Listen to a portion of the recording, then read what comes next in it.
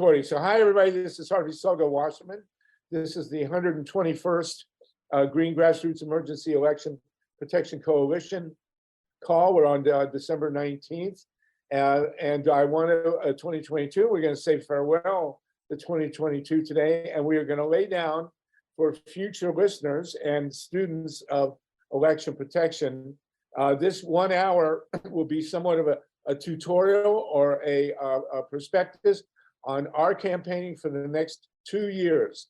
The Green Grassroots Emergency Election Protection Coalition is otherwise known as Grassroots EP 2024, Election Protection 2024. So we are committed for the next 2 years to fight for, to protect our elections. And there are about 20 different points where we are touching down to work directly on election protection.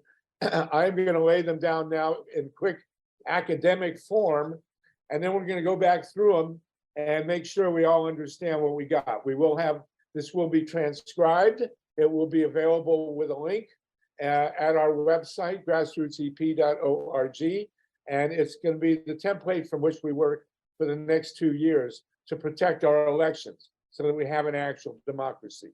And I will say, by way of history, that this election protection movement, at least in its modern incarnation, kind of was born at the Florida 2000 election with the work of Greg Palast showing the thievery and the stripping of the voter rolls, and Bev Harris going into the computers, the theft of computerized voting, especially in Volusia County. She called it black box voting. It then really arose in Ohio 2004, where Bob Fitrakis, a political scientist at Columbus State Community College, showed about 100 different ways that Karl Rove came into election, primarily through electronic voting machines. And I was fortunate enough to kind of be Bob's stenographer there. And we put out a whole bunch of articles and that on the internet, and that really got things going. In fact, a week before the 2004 election, our article, 11 different ways George Bush is stealing the 2004 election, was #1 worldwide on the internet.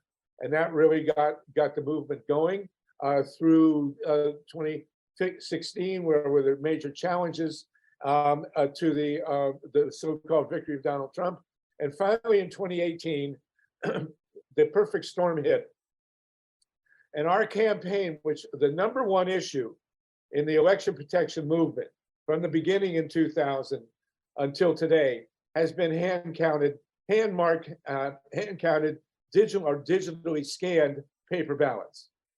And I will tell you without a doubt that in the 2018 election and in the 2020 presidential and in the 2022 second off-year election, that the outcome of the elections in the United States of America was completely shaped by hand-marked, digitally scanned paper ballots.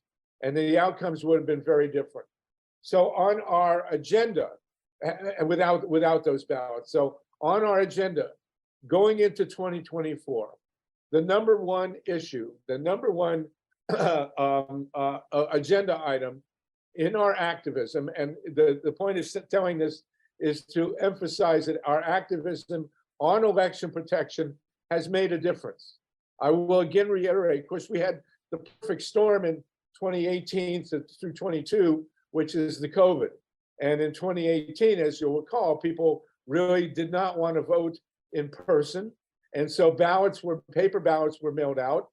More than 80% of the American public in 2018 and in 2020 voted on paper ballots.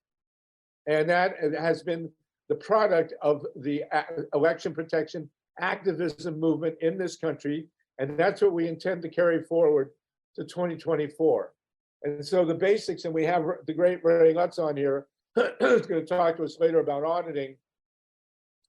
But the ballots that we are advocating for going into 2024, we want more than 90% of the country. There will be people with challenges who can't use paper ballots. We understand that.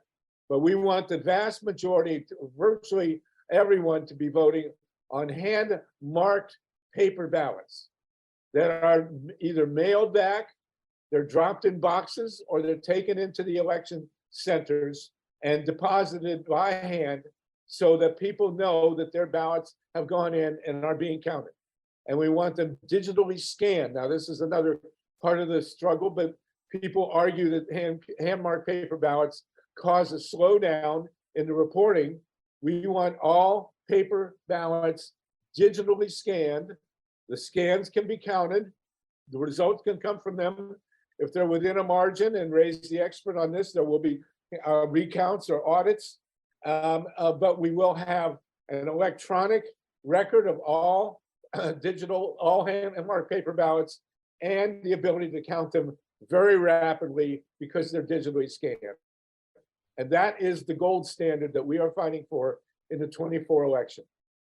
And it's a victory that our movement has won in 2018, 2020, and 22.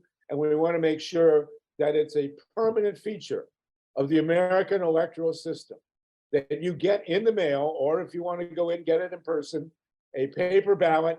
You mark that paper ballot, you send it back in either through the mail in a drop box or in person. It is digitally scanned, and then if there are recounts, they go against the digital scan.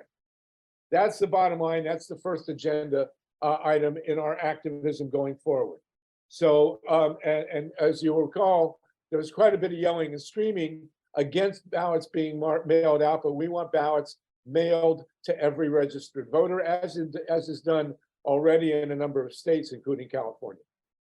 Second item, we do not want required photo ID or other potentially discriminatory requirements for getting a ballot.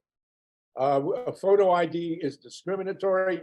There are plenty of other ways to do it without photo ID, and that's what we want. We do not want mass challenges to be allowed to disqualify voters, as we have seen even more in the recent runoff in Georgia. Greg Pallas has done a basic reporting on this. He has a movie on it called Vigilante, which we strongly recommend.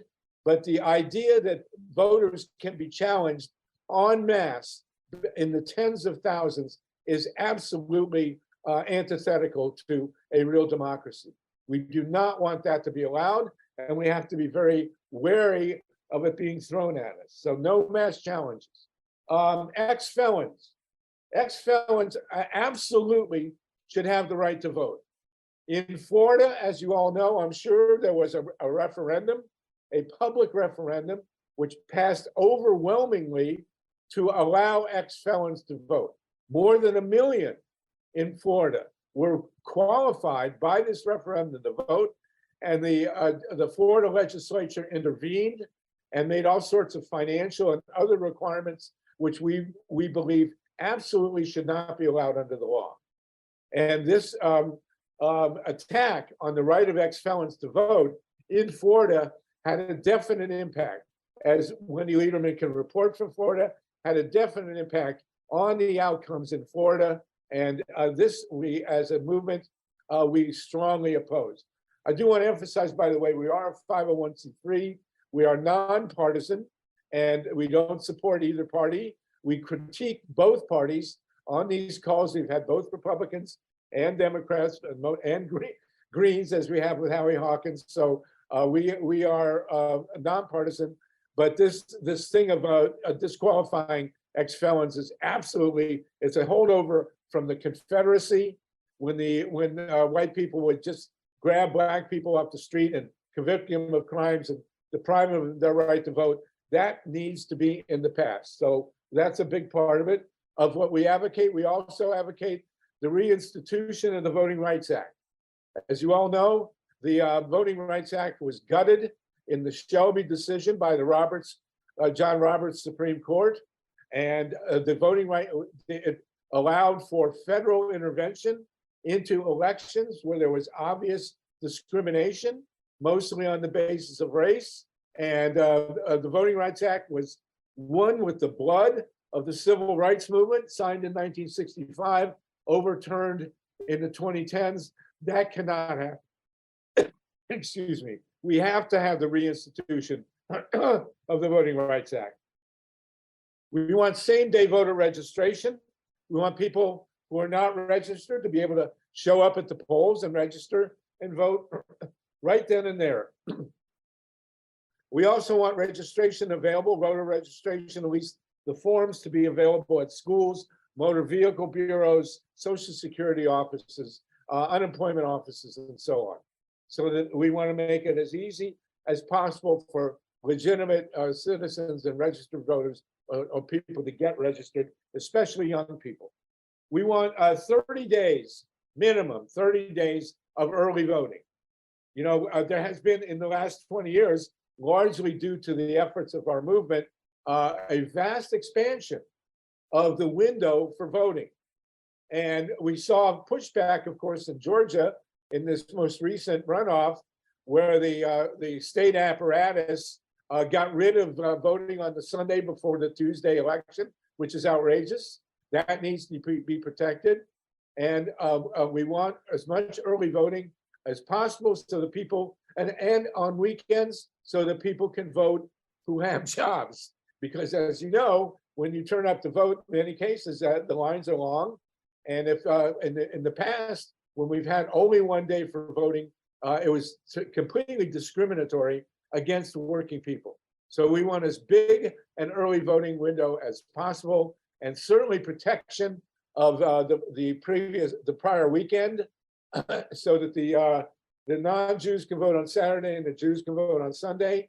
And we also want Election Day to be a national holiday.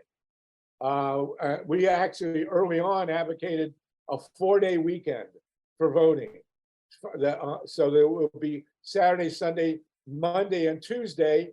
The Constitution calls for Election Day to be the first Tuesday after the first Monday of an election year. That means if the first Tuesday is the first, you don't do it. But then if Monday, so that you can go from the 2nd to the 8th, let's put it that way, on the Tuesday. We would like certainly a national holiday for Election Day, but also a 4-day weekend. That's a little bit of a big ask, but let's start with at least a national holiday for Election Day. Because there are lines, we saw the state of Georgia do the outrageous thing of passing a law, a felony, against giving people waiting in line to vote food and water. It's absolutely outrageous.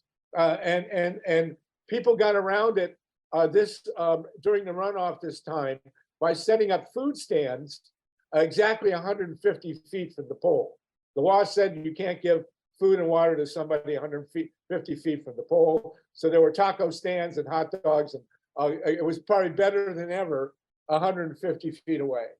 We believe that people standing in line to vote should be provided with porta potties, folding chairs, food, water, protective cover against bad weather. It's outrageous that people should have to stand in line to vote in this country. It makes no sense. And we even had in Georgia, they removed the drop boxes so that if you had your ballot already filled out, you had to stand in line just to drop it off. It's outrageous. So as I say, we want our voters to be catered to, provided with chairs, provided with porta potties, food, and shelter. Absolutely no reason not to. Here's a very big one. I don't want it to go by in passing as if it's equal to all the others, and that's Citizens United. We want money, corporate money, banned from our elections. Now, there have been a series of laws passed, Buckley versus Vallejo and others intended, well, they were overturned by that, but there have been a series of laws which were intended to keep money out of politics. And there are 4 major court decisions that overturned them. I won't mention them here, but we'll put them in the record. Buckley Vallejo was one of them. Bellotti was another one, which was written by Lewis Powell. And we're not going to take hands yet, Mary, we'll get to the end. And so we want money out of politics. We want the Supreme Court decisions particularly Citizens United, which banned the ability of the citizenry to control money in politics. We want those Supreme Court decisions reversed. There is a major movement called Move to Amend, which aims to get rid of Citizens United and to amend the Constitution of the United States to prevent corporations and rich people from buying our elections. Money is not speech. Money is money. And as Bob Dylan said, money doesn't talk, it swears. So we want money out of politics, and that is a major piece of our campaigning. So, and certainly no corporate contributions to partisan campaigns or parties, and disallow PACs. These PACs are a game. And there was an act passed, by the way, US Congress passed the Tillman Act in 1907 or 1908, which was aimed at keeping money and banning corporate contributions. And that's got to stop, okay? We're joined by Ray McClendon. Ray, if you'll give me a couple of minutes to finish here, I want to come to you to wrap up, to talk about the need to move our money from the political parties to grassroots organizations. Forget about the vote. So let me finish this list. Ray McClendon of the Atlanta and Georgia NAACP has joined us most of the way through here. Strict limits, of course, on personal contributions as well as corporations. As for the voting stations, no guns anywhere near the polling stations. We're not going to make gun control our major issue here. I hate guns, and the Second Amendment, as far as I'm concerned, is being radically misinterpreted, but certainly no guns within a half mile of any polling station. Gerrymandering is a very, very big deal. We spend a lot of time on it. It has shaped the US House and the legislatures throughout the country, state legislatures. Gerrymandering needs to be abolished. As most of you know, the term gerrymandering came in 1812. A guy named Elbridge Gerry was the governor of Massachusetts. He drew the congressional lines to favor his Jeffersonian party, and they were so whacked out that the pundits at the time said they looked like salamanders. And that's where the term gerrymander comes from. We want our districts to look like democratic, small d Democrat districts where people actually have the right to vote, and one person's vote counts the same as another person's, which is not the case, as you well know. And it has locked up our state legislatures and the US House in ways that are entirely undemocratic, small d. That needs to be changed, and we know we can do it. And there is a model. In California, in 2008 and 2010, with the support of that great left-wing liberal Arnold Schwarzenegger, who put $3 million of his personal money into this, 2 referenda were passed in California, setting up nonpartisan commissions to draw the boundaries for the state legislature and for the congressional districts from California. And anybody who looked at the 22 midterms noticed that the California elections were extremely competitive. Unlike many other states where you've got safe seats with 70, 80% of the vote going to one party or the other, in California, nearly all the races are competitive. And so you can honestly say that California is, at least the congressional delegations, the state legislature is almost all Democrat, but that's really not because of gerrymandering, it's because of the nature of the state now. But nonetheless, we have a model to get past gerrymandering. And it was just actually instituted in Michigan as well. Ironically, Arnold's son went to the University of Michigan. So he got Arnold involved in the anti-gerrymandering fight in Michigan as well, and it actually had an impact. So we have a model. We want to end gerrymandering, and we can do it the way it's done in California. Statewide referenda. Not all states have referenda. We want every state to be able to have a direct vote of the citizenry. And it should be decided, they're trying to make it by 60% now. Some places it's ridiculous. Every state should have the referendum, and the referenda should be decided by a simple majority. Absolutely. Ranked choice voting. We want ranked choice voting. We have Howie Hawkins on. When we come back to the discussion, Howie is the great expert on ranked choice voting. Not all of us understand it. And so Howie will explain ranked choice voting for us. It is in place in Alaska, and I believe in Maine, and it definitely shaped the congressional election in Alaska. So we want to have a clear discussion of it. We're almost to the end here. We haven't discussed this much, but we need to discuss the idea of lowering the voting age to 16. It was one of the great steps forward during the Vietnam War. By constitutional amendment, the voting age was lowered to 18. It's clearly impacted our elections in a good way, and I don't see any reason why 16-year-olds shouldn't be able to vote. Finally, abolish the Electoral College. I mean, come on, it's so obvious. We have had Thomas Jefferson, John Quincy Adams, Benjamin Harrison, George W. Bush, and Donald Trump elected president of the United States, even though they got a minority of the popular vote. That cannot continue. There is absolutely no reason to have an electoral college, and we want to be done with it. So that's the basic list. I think it's about 20 points that we will be campaigning on from up to through 24 and beyond. We will have discussion of these points in a minute, but I want to now get to the other, actually, those are all nuts and bolts issues on elections, but we want to actually have the other piece of the other shoe to drop, which is our campaign is very focused on moving money that's donated by progressives to electoral campaigns. We want that money to stop going to candidates and stop going to the parties and go instead to grassroots organizations that focus on get out the vote.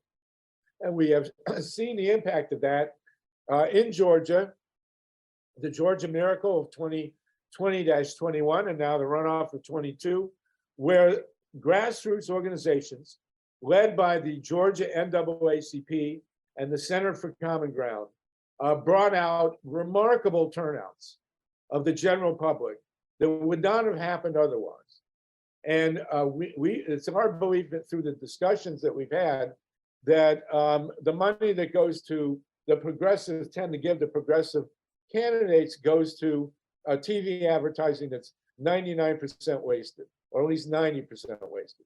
We wanted instead to go to the grassroots to support democracy centers and what we call relational campaigning, where people are in the streets and knocking on doors and talking to people or making phone calls or sending postcards. Ray McClendon, are you with us?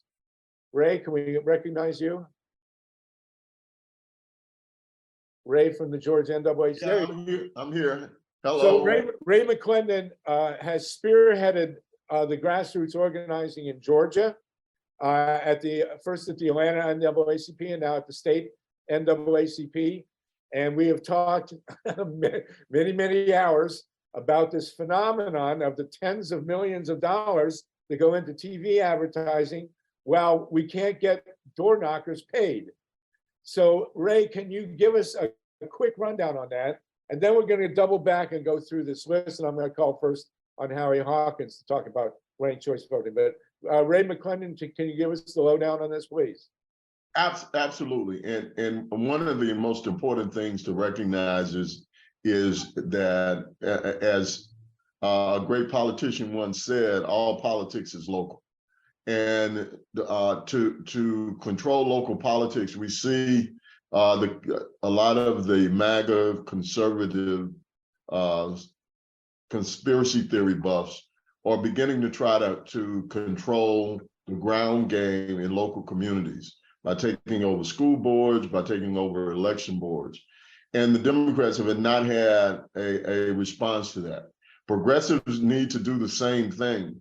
And a part of that is to have effective civic engagement partners who are trusted advisors, trusted messengers in local communities. This is what needs to be done in order to get effective messaging across. In many of these communities, especially in rural Black communities across the South called the Black Belt, in urban communities, in metro areas like Atlanta and Birmingham and Charlotte, you are going to need messengers who understand what's going on and we don't have that effective messaging. We have what I call in the Democratic establishment, we have something that I call the political consultant industrial complex. They go from race to race, they make enormous amounts of money, and is predicated upon their so-called, political acumen. The acumen is actually on the ground to understand what communities' needs are, what their pain points are, as Andrea Mitchell loves to point out, and then to come up with an effective strategy for letting those local folks know that we hear them and we are going to work with candidates who understand what their pain points are and are going to do something about it. Number one. Number two, there is a lot of misinformation on the civic process and what really makes a difference.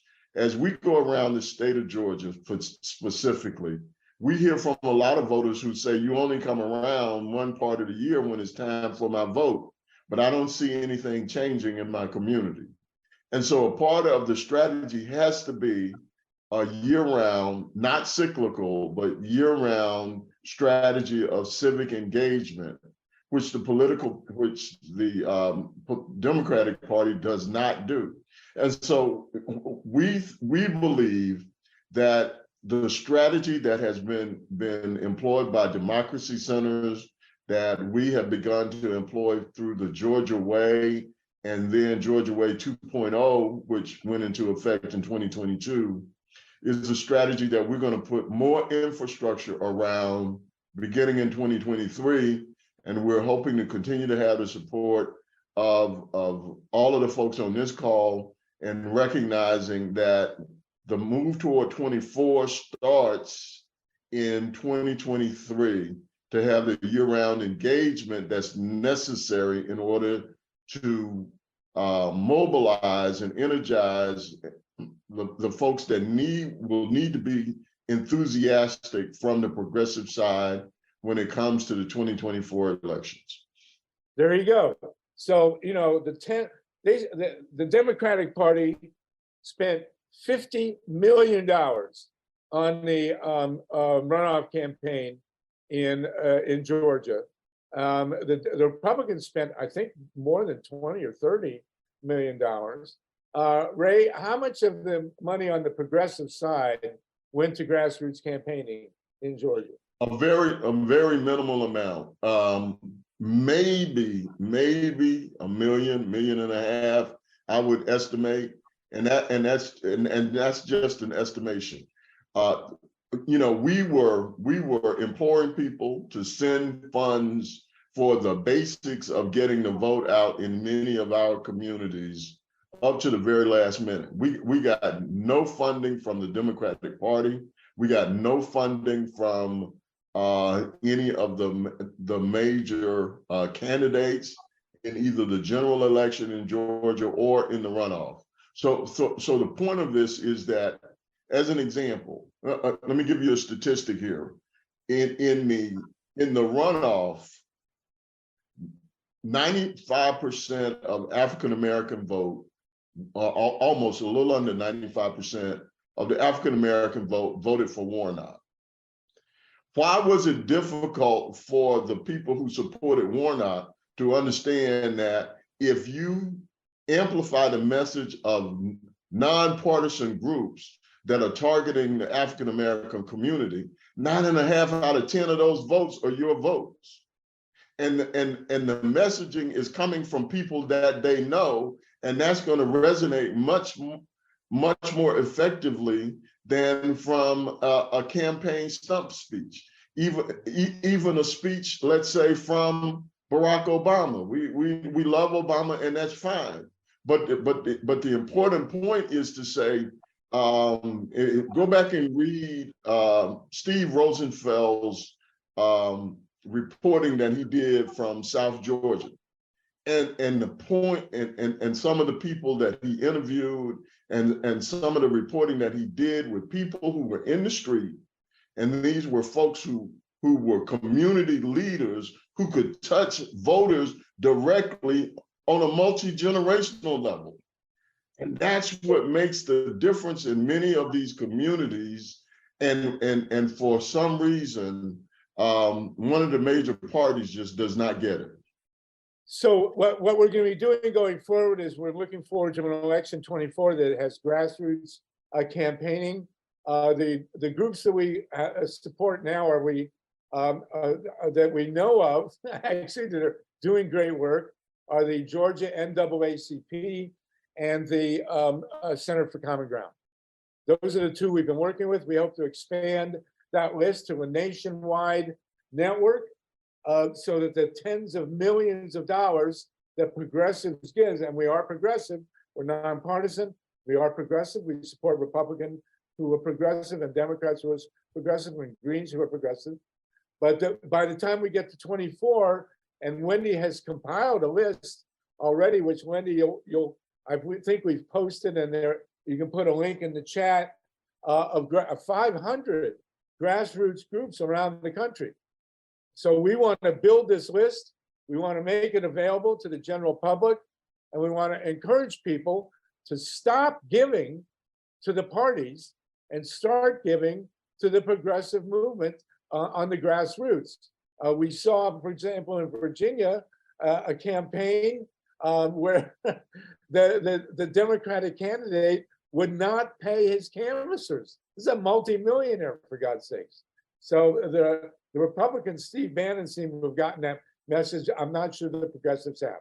So just as we've been successful in spreading hand-marked paper ballots, hopefully we will be successful in spreading the word on grassroots campaigning. Does anyone have a quick question for Ray before I go to Howie Hawkins for a quick tutorial on ranked choice voting?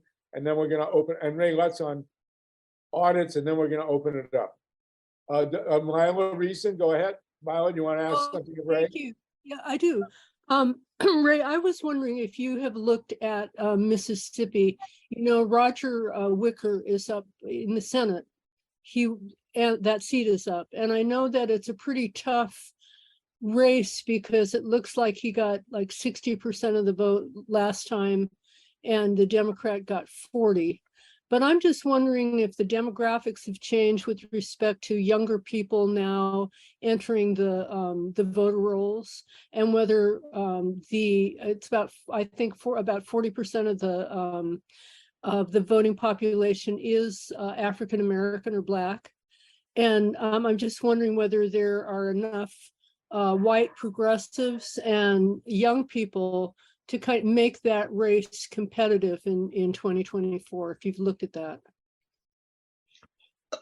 Yes, and let me just say, and you raise a great question, not just for Mississippi, but across what I call the Southern Crescent from Virginia over to Mississippi and maybe even Texas, and Andrea Miller has done some great analysis on this, that you look at all of the BIPOC populations across that Southern Crescent, and we can form a coalition amongst the African American, Hispanic, the AAPI communities, Native American communities, that we can control any election we want to, along with progressive whites. The Georgia way is one of the principles that could be employed in all of these states. And I'm pleased to see that several of our coalition members have received calls from other states that want to know how the Georgia way works, how the coalition building that we did works. to employ in their states. And the beautiful thing about that is that most of these states have the same elements. The seeds of what we did in Georgia are available. What I mean by that is there are Divine Nine Black fraternities and sororities in every one of those states and play a major role. There are Prince Hall Mason chapters or lodges in all of those states across the South. There, of course, are faith-based organizations in all of those states. So the difference is that they have not come together with the strategy of the Georgia Way. They have not looked at how to make that work. And so one of the things that we can do is hopefully help to export this, which was one of the initial reasons for even chronicling the Georgia Way, was to say this can be exported, replicated in different states. And I'm glad to see that there's some interest in doing that. But with this group and others, what we can do is begin to let folks know in these states that what was done in Georgia is not unique. It was just the will to want to come together and create that statewide coalition, set ego to the side, and become much more efficient and effective in the ground game that we want to employ. And so we can do it in Mississippi if we decide that the leaders there want to employ something similarly. And we'd love to go over and help. We would have loved to have helped, as an example, in North Carolina. There's no reason that Justice Beasley should not have won that race in North Carolina, but for the fact that they were not as organized, in my opinion, as they should have been, from talking to some of the folks there in North Carolina. And so we need to do that now in going into 2023 and begin to use this strategy, which has been successful, and put these resources, which are already existent, but are not working together to the maximum extent possible. Great, thank you. Okay, Ray, it's fantastic to have you on. And what you just laid out is a major piece of what we're going to be doing for the next 2 years. It will be transcribed and available. Very quickly, Mary and Jeffrey, and then we're going to go to Howie Hawkins to talk to us about ranked choice voting, and then to Ray Lutz about audits. Mary, really quickly, please. Yeah, I wanted to do you really realize that election protection is actually a global issue, and that corporate world has united in attacking the world people globally, simultaneously, on all fronts, and that we as a world people need to reconsider what we're doing, because we're all on different fronts attacking this, and we're all just dumbfounded because there's just so much coming at us. Absolutely. Wouldn't it be a good thing if we could find a way to create a global protection of our rights as citizens? Because the corporate world is attacking us globally, both in the voting sector as well as climate line. Absolutely correct. I think, Ray, you won't have any disagreement with that. Since we are on the internet, Mary, we'll send this everywhere, and the world will look at the Georgia Way, and we'll spread it wherever we can. As you know, we followed very closely the election in Brazil, which, thank God, we didn't wind up with Bolsonaro. God, that was really nerve-wracking. So thank you for that, Mary. Absolutely. Jeffrey, very quickly, and then we need to move. Thank you, Mary. Jeffrey? This question is in reference to the entire election. If it's not that, then I'll hold on to it later. Just go ahead. Yes.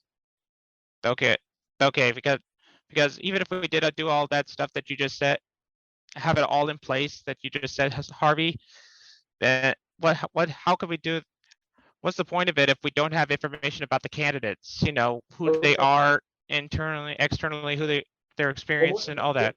Okay, so the way it works is, and this was pioneered a long time ago, there are no endorsements from candidates if you're taking 501c3. no endorsements of candidates if you're taking 501c3 money, but you can, and Ray is a master of this, put out a questionnaire and have them tell you where they stand. So it's a reverse. We don't endorse them, they endorse us. And then you find out if they endorse a progressive agenda, and you move, and that way you keep your 501c3 and you don't endorse a party. Is that right, Ray? Yeah, you're absolutely right, Harvey. And so let me tell you again how that flows into grassroots organizing. First thing you need to understand is what are the pain points of the constituencies. And when you're dealing on a grassroots level, you find out what's important. This is not some focus group off in an Alexandria, Virginia conference room somewhere. This is what's people on the ground in small towns in Southwest Georgia, in Northeast Georgia, et cetera, and having connections to those local communities. And you come up with what the real issues are for those specific communities. As an example, here in Georgia, we had different issues in Metro Atlanta than we had in Albany, Georgia, in Coffee County, which is in South Georgia, in Lowndes County. And so what we did was we fashioned then messaging based upon those issues, expanding Medicaid, which would deal with the fact that hospitals have been closing in rural Georgia, and different issues like that. I won't go into all the issues, but the messaging had to be tailored to those communities based upon what the communities were telling us their challenges were. And so then what you do is what we would take the nonpartisan, and there were many nonpartisan voter guides out. And those voter guides would go down as an example in the runoff and say, this is what Herschel Walker believes on all of these issues. Does he believe in expanding Medicaid? No. Does he believe in reproductive rights? No. And you would go down the list, and then you would say, well, here are your pain points. Here's what one of the candidates says he wants. Here's what the other candidate. Then you make the decision on who you think would represent you best on those issues that affect you. So we do not, as a movement, we do not advocate endorsing candidates.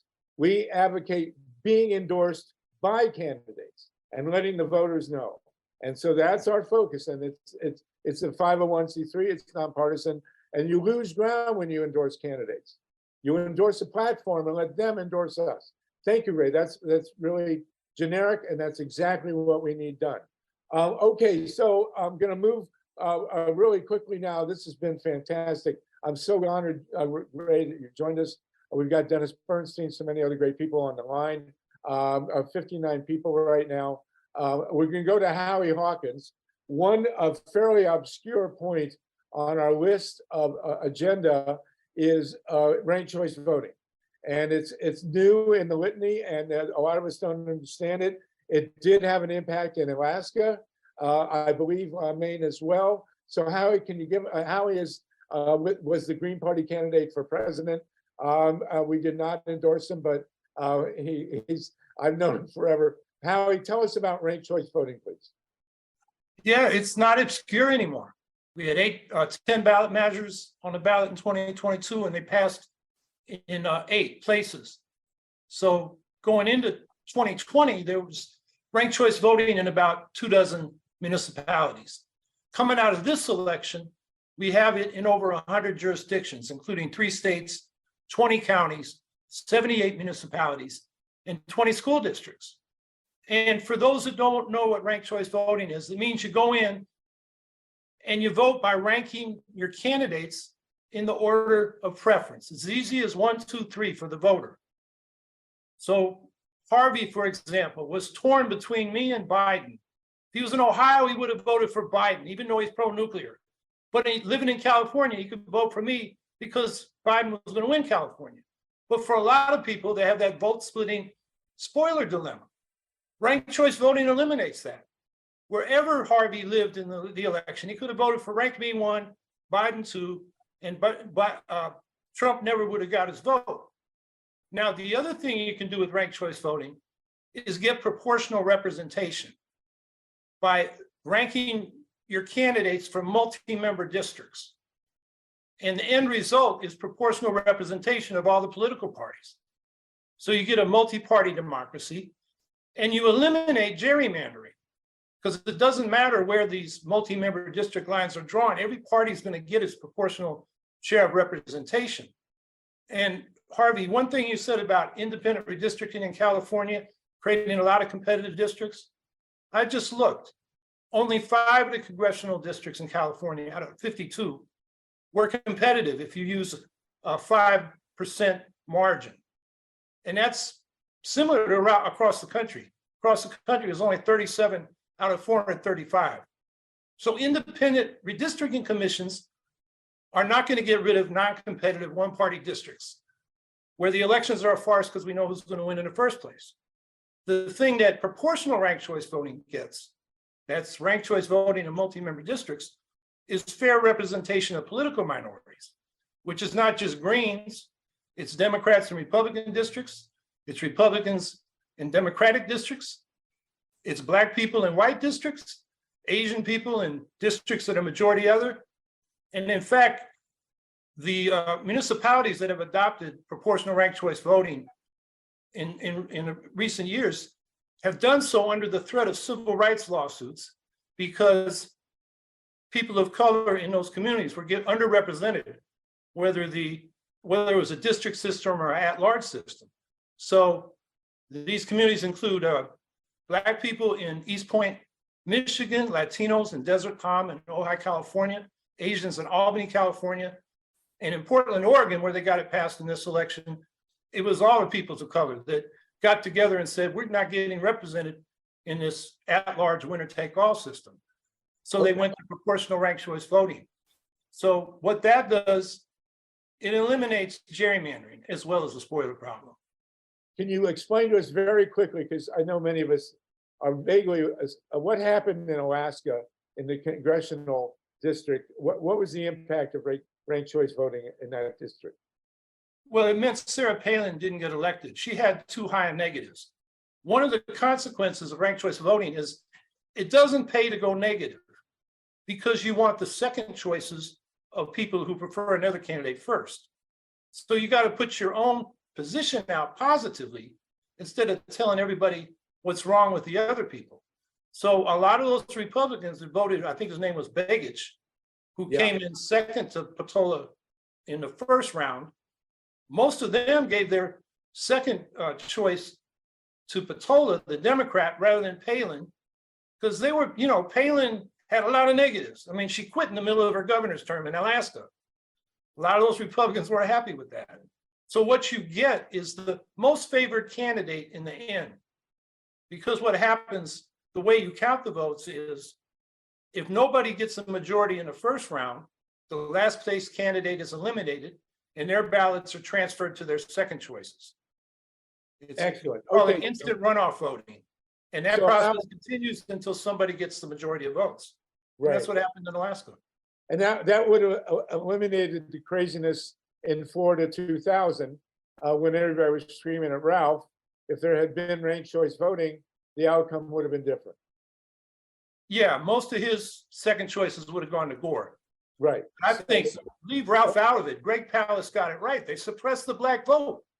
That's That's right. how they got Bush in office. Right, but they also if in a three-way election, when the second guy is the third person is eliminated, then it has a difference. So Howie, can you put in the chat and tell us where people can look up deeper understanding, because it's going to actually become a very significant part of our elections, and it's very pro-democratic, small d, and we therefore support it. Okay. Yeah, I'm gonna put 4 resources in there. Thank you so much. It's very. Some of them, very a couple of them deal with the Electoral College as well. Okay, yeah, or the Electoral College, disappears with ranked choice. But let me make one point on that. I mean, the thing I'm going to put in there is the article from the Harvard Law and Policy Review, which says or argues that you don't need a constitutional amendment to get rid of the Electoral College. There are already provisions in the Constitution that give Congress the ability to regulate presidential elections. So you could set up a ranked choice national popular vote for president by passing a law, and you wouldn't have to change the Constitution. But people can read that article for themselves. Yes, please, let us know about that. We'll put it, it'll also be posted at the website. Thank you, Howie. We have one more presenter very quickly, Ray Lutz. We're also joined by John Brakey, who at the next session is going to tell us about a great court victory we won. And people, I want to make it clear, this is not an academic exercise. We're not in this to have a good shot at it and lose. We intend to win on these issues, however long it takes, and to protect our democracy. And I will again reiterate, it had not been for the election protection movement, and I'm sure Ray will confirm this, had it not been for paper ballots, the outcomes in 2018, 2020, and 22 would have been very, very different. Ray Lutz, you're an expert on auditing. Auditing is a big piece of the puzzle. We are going to extend for time here to continue to do this to make sure everybody's questions get answered. And then we're going to go to John Brakey, who just won a big victory this morning. Ray Lutz, you want to tell us your views on, very quickly, on audits, because you played a major role with John Brakey dealing with the Michigas in Arizona, and then we'll go to Susan Pinchon as well. Go ahead, Ray. Yeah, okay, thanks a lot, Sluggo, and I appreciate everything you're doing here. I would, a quick aside, everybody should check out star voting as another option, which is a little easier to count, similar to ranked choice voting. But on to this thing about auditing. Now, you're right. The fact that we have a paper record is so important, because then we're almost done getting rid of the electronic only machines, but they still persist in some areas. So we've got to work to get rid of the remaining non-paper machines. So that needs to be a key item, because that's still outstanding. The second thing is, with regard to auditing, the main problem here with regard to however they're doing it is that they are doing their own audits of themselves. The election officials are auditing themselves. And so what results is they tend not to ever find anything. You know, it's like asking people to pull themselves over on the freeway if they've gone over the speed limit, you know, call over the patrol officer and give themselves a ticket. Well, That's the word of the televangelist is that the word audit does not appear in the Bible. Yeah, so, you know, it needs to be independently done. And so the way we can do this is to get scans of the ballots right away, and let people count the ballots if they want to in the, you know, in the precincts or in the counties by hand. We need to do some of that no matter what. And that has to be under the control of the jurisdiction, but because it's the critical paper record. But we can also do really good audits by using the images, and that can be done independently. So that's why I think having basically very much brain dead scanners would be the way to go, where the scanners don't interpret the vote. All they do is make images in the precinct. And then you're taking the ability of those scanners to manipulate the vote, because they don't know what the vote is on them. And essentially, they're so stupid. And it's kind of like, I use the analogy of eagles have really good eyesight, but they can't read. Okay, you don't want to teach the voting machines how to read the vote, because then you're just asking people to be able to hack them and change what the outcome is. So that is where I'm kind of, but that's downstream. Near term, let me just give you the main agenda items for your list. One, get rid of all non-paper machines. That's still not done. Second thing is to get ballot images and cast vote records available so that we can do independent audits. Those are the two major things I think you should put in there. Okay, thanks, Sluggo. Fantastic, Ray. And everybody, appreciate everything going on here. It's great. And by the way, call me Raymond, just so that I know it's not Ray McClendon. So let's make me Raymond and make him Ray. Okay, thanks. You guys look exactly alike, so it's hard to. Anyway, I want to. You got to understand that Raymond Lutz and John Brakey absolutely changed the outcome in Arizona. We would be in a very different country had it not been for their auditing measures in Arizona. Susan Pinchon's in Florida. We're going to continue to do this for a bit. If you have questions, I am going to, and Ray underscore, between the two Rays, Raymond Lutz and Ray McClendon, we have hit grassroots campaigning and paper ballots, which are the two major foundations of our work for the next 2 years.